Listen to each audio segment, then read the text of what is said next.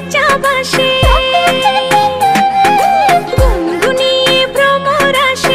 অনেক জল্পনা কল্পনার পর অবশেষে প্রকাশিত হয়েছে তুফান সিনেমার দুষ্ট কোকিল গান।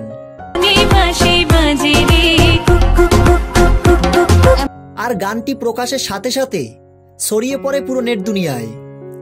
গানটিতে মিমি চক্রবর্তীর পারফরমেন্স পুরাই অসাধারণ। তার ডান্স, লুক, ড্রেস আপ পুরাই দুর্দান্ত।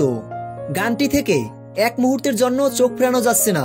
গানটিতে শাকিব খানকেও দেখা গেছে পুরা তুফানি গেটআপে। গানটিতে শাকিব খানের অ্যাটিটিউড পুরাই অস্থির লেভেলের। মিমি চক্রবর্তীর সাথে শাকিব খানের এমন অ্যাটিটিউড দেখে পুরাই অসাধারণ লাগছে। দুষ্ট কোকিল গানের কালার গ্রেডিং, এডিটিং, সিনেমাটোগ্রাফি সবকিছু দুর্দান্ত হয়েছে।